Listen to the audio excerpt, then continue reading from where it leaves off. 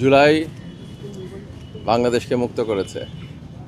জুলাইয়ের যারা শহীদ আমরা জানি তাদের আত্মত্যাগ। আমরা জুলাইয়ে তাদের সঙ্গে ছিলাম। যারা আহত হয়েছেন, হাজার হাজার আহত মানুষ আছেন। গণঅভ্যুত্থানের মধ্যে দিয়ে এই সরকার এসেছে ক্ষমতায়। এই সরকার জুলাই সনদ বাস্তবায়নের উদ্যোগ নিয়েছে এবং সেই জন্য গণভোট আমরা চাচ্ছি, হ্যাঁ ভোট হোক। যারা পরাজিত শক্তি, যারা ফ্যাসিবাদের সহযোগী, একমাত্র তারাই এর বিরুদ্ধে দাঁড়াতে পারে। তাই আপনার প্রশ্নের উত্তর সেখানেই যে যারা ফ্যাসিবাদের সহযোগী, যারা গণমানুষের প্রতিপক্ষ, তারাই অন্য কোনো চিন্তা করবে। বাংলাদেশের জনগণ, জনতার কাফেলা, জনতার জোয়ার হ্যাঁ ভোটের পক্ষে। বাংলাদেশের ফ্যাসিবাদের পতন ঘটানোর জন্য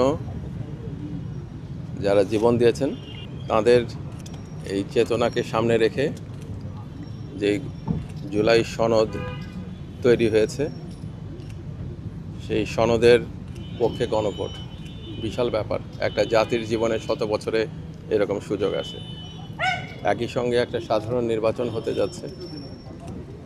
আমরা আশা করছি নির্বাচন সুষ্ঠু হবে, শান্তিপূর্ণ হবে, উৎসবমুখর হবে এবং ব্যাপকভাবে গণভোটের পক্ষে বাংলাদেশের জনসাধারণ জুলাই সনদের পক্ষে শহীদদের আত্মত্যাগের ব্যাপারটা সামনে রেখে তাদের সম্মতি দেবেন, হ্যাঁ ভোট দিবেন।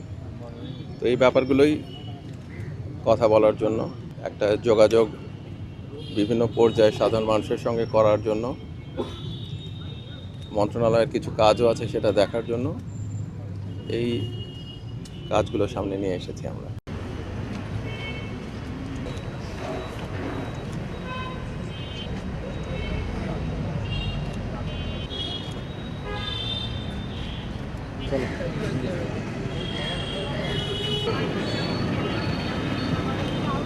মোবাইল কি কম দামি নাকি?